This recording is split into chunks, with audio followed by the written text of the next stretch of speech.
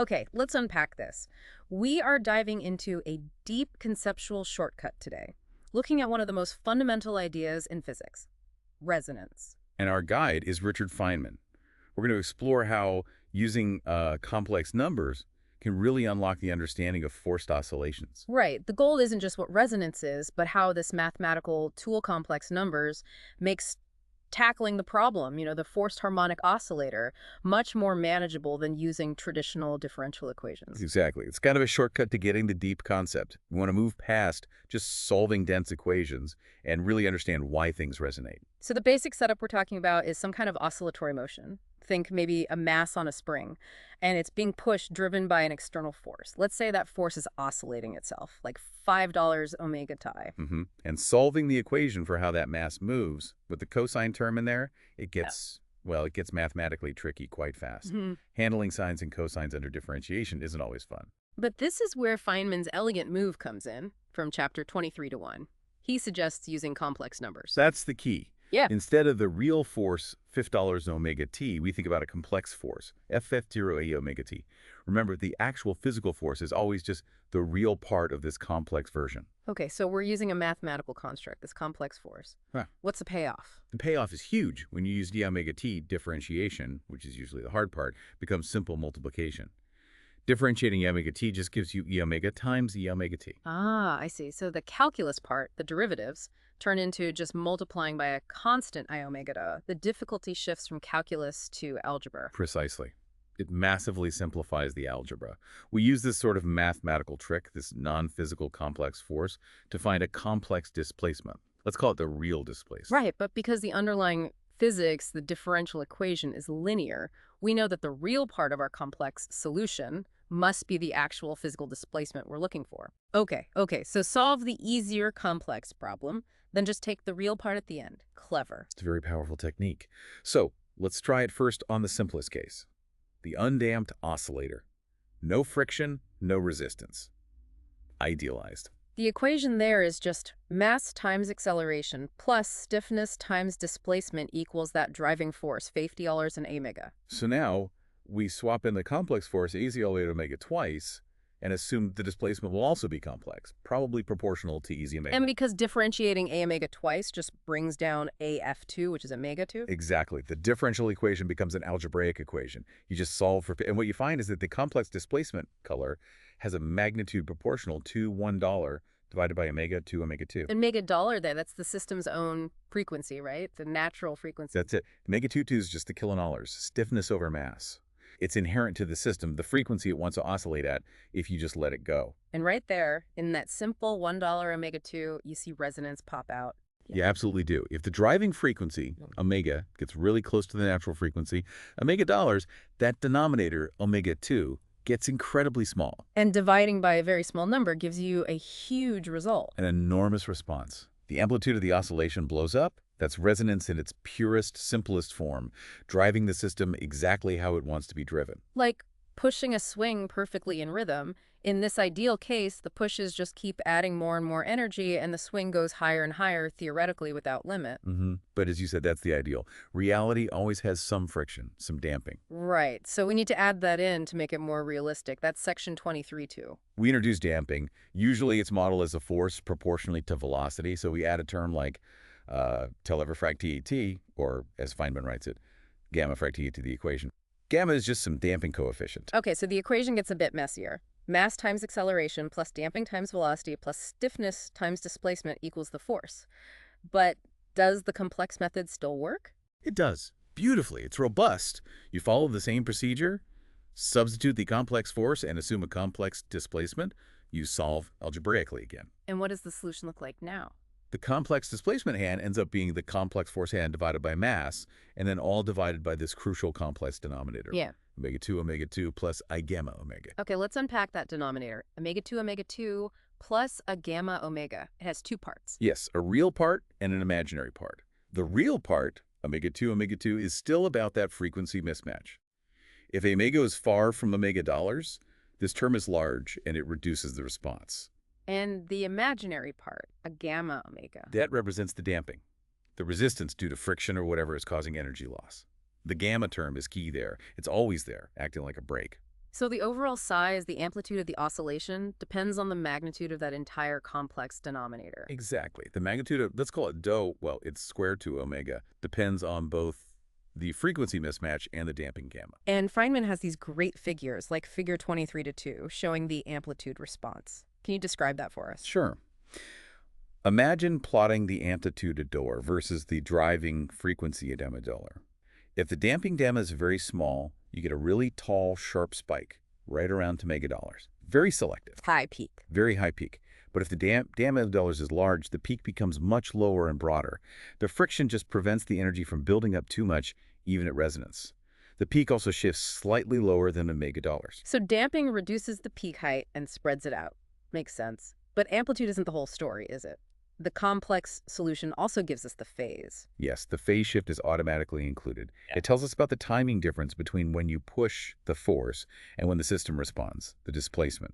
Figure 23.3 shows this. What does that look like? At very low frequencies, way below the megadollars, the system basically just follows the force. The phase shift is near zero. You push, it moves. It's like the spring dominates. But as you increase the frequency omega dor and pass through the resonance omega dollars, the phase shift changes rapidly. How so? It drops down. Right at resonance, the displacement lags the force by 90 degrees or pi to radians. The velocity is in phase with the force, which is how energy gets absorbed most efficiently. And then at very high frequencies, much higher than omega dollars. The phase shift goes all the way down to about 180 degrees, or pi to radians. It's completely out of phase. You push right, it moves left. The mass inertia dominates at high frequencies. Wow, so the timing completely flips depending on the driving frequency relative to the natural one. It does, and the sharpness of that resonance peak and how quickly the phase changes, that's so important we quantify it. With the quality factor, Q? Right, the Q factor. It's defined simply as the natural frequency divided by the damping coefficient. One shekel comploys. Omega gamma. What does Q tell us physically? It measures the sharpness, the narrowness of the resonance. A high Q means very low damping. Gammas is small, so the peak is very tall and narrow. The system is highly selective. It only responds strongly near omega dollars. Like a tuning fork, maybe. Or a crystal in a watch. Exactly. Those have very high Q factors, maybe thousands or even millions.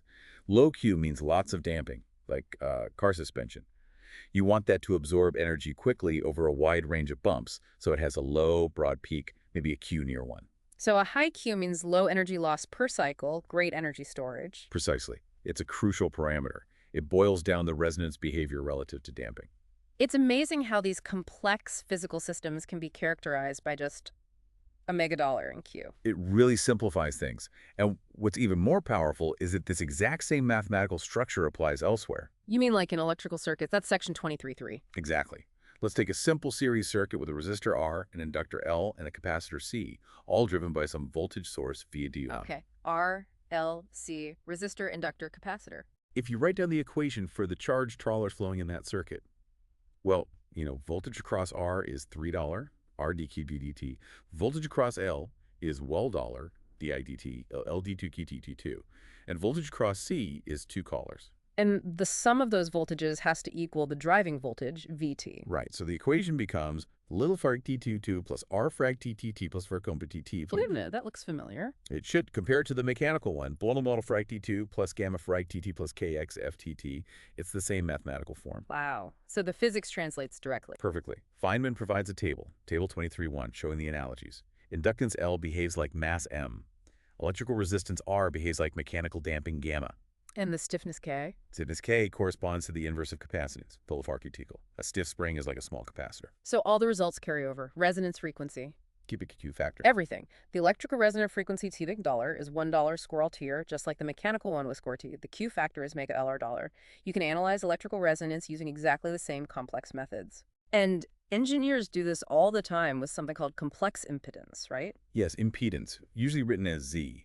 It's the electrical equivalent of resistance, but for AC circuits, using complex numbers. It lets you write Ohm's law simply as vial dollars equals IZ day, even with capacitors and inductors. So the complex numbers simplify AC circuits just like they simplified the mechanics. It's incredibly convenient, a standard tool in electrical engineering. This really highlights the unity in physics. The same math describes such different systems. And the phenomenon of resonance itself is truly universal. It appears everywhere, across incredible scales, at the section 23 to 4. Feynman gives some examples. What about something large scale? Well, consider the atmospheric tide. The Earth and Moon exert gravitational forces that vary roughly every 12 hours. That's a driving force on the atmosphere. So the atmosphere oscillates. It does, but the effect isn't huge. Why?